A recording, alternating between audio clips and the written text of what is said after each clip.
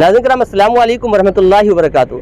नाज़रीन कराम, वक्तन फ़वक्तन ऐसी ऐसी घटनाएं, ऐसी ऐसी खबरें सामने आती है जो रूह को जो है तड़पा देती है और ख़ासकर ज़मीर को ठेस इसलिए पहुंचती है कि कभी हमारे प्यारे आका जनाब मोहम्मद रसूलुल्लाह सल्लल्लाहु अलैहि वसल्लम के शान में गुस्ताखी होती है, कभी कुरान की बेहुरमती होती है, तो कभी न जाने साहबे कराम के शान पर गुस्ताखी किया जाता है। तो इस तरह की जो है गुस्ताखियाँ रोज़ बरोज़ किया जाता है और जो इस तरह जो गुस्ताखियों का जो है नज़ारा जब आता है तो कहीं ना कहीं मुसलमानों के दिल में ठेस पहुँचते हैं। और इसी तरह का एक घटना आप सबों को मालूम है, अभी बहुत चर्चा में है कि स्वीडन में जो है एक ऐसे कमीना शख्स ने जो है अपील किया था, मांग रखी थी स्वीडन सरकार से कि हम जो है नाउज़ बिल्लाह कुरान को जलाने की जो है उसने मांग रखी थी और स्वीडन सरकार ने उसको एक दिन की इजाज़त भी दी थी। और उस कमीने ने कुरान के साथ जो बेहुरमती की वो तमाम नज़ारा आपने बाकायदा नेशनल टेलीविज़न के ज़रिए हो या फिर दीगर जो है मीडिया के ज़रिए आप तक पहुंचा होगा, आप देखे होंगे। दिल दहला देने वाली जो है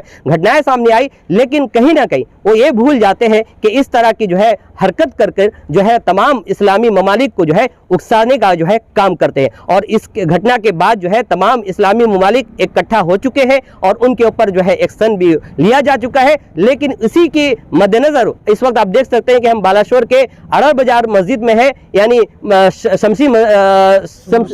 सुन्नी शमसी मस्जिद के सामने खड़े हैं और यहाँ पे बाकायदा उस कमीने का जो है नाम तो मैं लेना ही नहीं चाहूँगा उसका, उस कमीने का जो है बाकायदा तौर पे जो है उसके जो है तस्वीर को जो है बैनर में बनाया गया और बैनर में रख कर जो है उसके जो है जूते से उसकी स्वागत की गई, उसकी जो है उसको जूता का जो है रसीद किया गया और उसके बाद उसके जो है उस बैनर में जिसकी तस्वीर रखी थी उसको जला दिया गया।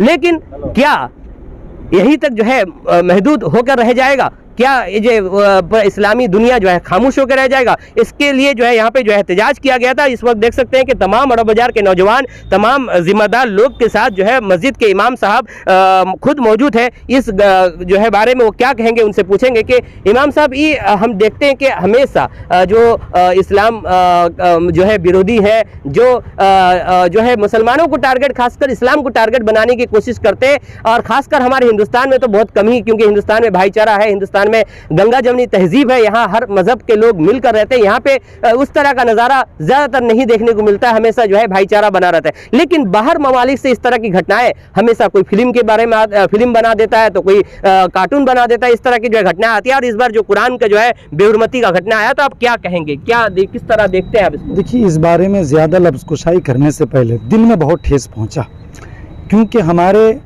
घर के अगर कागजात को कोई फाड़ दे, घर के दरो दीवार को अगर कोई तोड़ फोड़ कर दे तो हम बर्दाश्त कर लेंगे। लेकिन जो खालिक कायनात का मुक़द्दस कलाम है, जिसकी तहफ़्फ़ुज़ के लिए हम पर फ़र्ज़ और वाजिब है कि हर हालत में उसकी हिफाजत करें, उस कुरान के साथ में ये पाखंडी, जिसका नाम अपनी ज़ुबान पर लेना मैं गुनाह समझता हूँ, उसने जो हरकतें की हैं, इससे सिर्फ़ हमारा अडार बाज़ार वालों के दिलों को ठेस नहीं, बल्कि पूरी दुनिया के मुसलमानों के दिलों में ये ठेस पहुँचा है। तो हम चाहते हैं, उसकी हुकूमत उसकी इजाज़त दी है, बात अलग है, बहुत सारे से तारीख में बात हुई है, इजाज़त देने के बाद में फिर इजाज़त को वापस लिया गया, उसे अरेस्ट भी कर लिया गया। हाँ, उससे हम सिर्फ अरेस्ट से काम नहीं चलेगा। हम चाहते हैं कि जिस तरीके से उसने अपने नापाक हाथ से मुक़द्दस पावरफुल किताब को हाथ लगा करके जलाया, उसी बीच चौराहे पे मीडिया के रूबरू होकर के उसे जला दिया जाए। हमारी ये मांग, तब जाकर के हमारी रूह को सुकूनियत मिलेगी, वरना इस तरीके के कारनामे बहुत दिन बाद। देखिए भाई, उसको अगर दुश्मनी थी तो तुर्क वालों से थी, तुर्क वाले, हाँ, और स्वीडन वाले चाहते थे कि नाटो को उसमें शामिल कर लिया जाए, न्यूडन वाले, तो उसको अगर दुश्मनी थी तुर्क वालों से थी, उसमें अगर दमखम है तो जाकर के तुर्किस्तान वालों से लड़े। कुरान के साथ क्यों बेहुरमती? कुरान तो सिर्फ तुर्क वालों के ऊपर नहीं है, कुरान पूरी दुनिया के मुसलमानों के घर तक पहुंचा। और आपके चैनल के माध्यम से अपना तर्जुमान की जानिब से मैं एक बात पहुंचा दूं उसके कानों तक, या उसके अमल को जो तायद कर रहे हैं, सपोर्ट कर रहे हैं, बहुत अच्छा किया, बहुत अच्छा किया, उनके कानों तक आवाज़ पहुंचा दूं कि इस तरीके से तुम आए दिन कितने कुरान को जलाओगे? देख लो, तारीख उठा करके कुरान जलाने वालों की नस्ल जल करके खाक हो गई।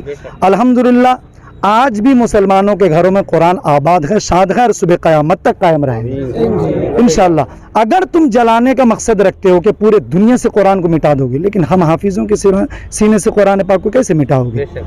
जितने हाफिज़ दुनिया में जिंदा हैं, बैठ करके कंप्यूटर में टाइपिंग करके फिर नए से कुरान को तैयार कर देंगे।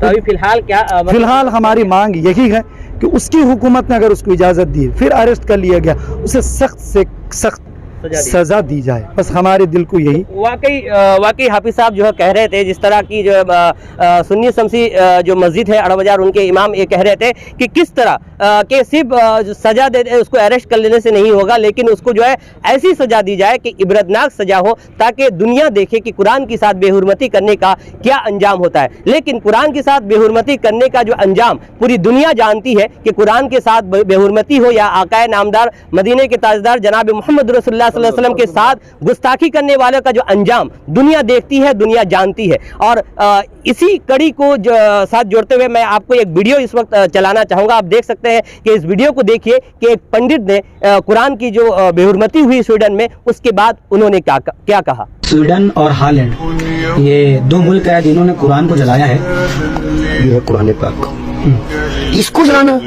इसको हम अपने दिल में लगा कर रखते हैं। दुख हमें हुआ, इतनी बड़ी गुस्ताखी की है इन लोगों ने। और जिनने कुरान के साथ, नबी के साथ गुस्ताखी किया, आज उसका हश्र देख लीजिए।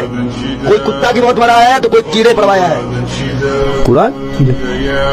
कुरान की बात कर रहे हैं, इसमें लिखा है कि इज्जत और जिल्लत देने वाला ऊपर वाला है। और ये बात सच है। कौन? कुरान के ऊपर एक भी शब्द बर्दाश्त नहीं किया जाएगा, एक भी घटना नहीं की जाएगी। आइए, और सभी नेताओं को हालैंड और स्वीडन का विरोध करना चाहिए, पर मुसलमान पठान में पागल हो चुके हैं, इसलिए जालिम बादशाह बैठा है। कुरान में लिखा है जब मुसलमान दीन इस्लाम से दूर हो जाएगा तो जालिम बादशाह बैठेगा, और नहीं बैठा हो तो बता दो। एक पंडित होके आप कुरान पढ़ रहे हैं और मुसलमान कुरान का तर्जुमा तक नहीं कर पा रहे। तभी तो जाबे कहर नाजिल है। मुझे कल मालूम चला, मेरा खून खौल गया, रो दिया मैं, तड़प गया मैं। मुसलमानों को शर्म नहीं है भाई, इसीलिए तो उनकी ये हालत है। जवाब तुमको यहाँ नहीं देना है, जवाब तुमको ऊपर अल्लाह की बारगाह में देना है अपने। क्या सारे नबी इकट्ठा होंगे क़यामत के उस दौर में, और देश के मुसलमानों से कह दूं कि नाच गाने से बाहर निकलो, पठान से बाहर निकलो, मूवी से बाहर निकलो, और देखो तुम्हारे इस्लाम के साथ क्या क्या किया जा रहा है। वो क़यामत के दिन तक कभी सुकून से नहीं सोएगा। स्वीडन और हालैंड का हाल ही में देखिएगा क्या अंजाम होने वाला है, वो आप खुद देख लेंगे। आज भी हमारे मुसलमान अगर अब न जागे तो इनका इससे बुरा हाल होने वाला है, ये नोट कर ले। और इस धरती पे इनको दिखा दे कि कुरान के साथ छेड़छाड़ करने का अंजाम क्या होता है।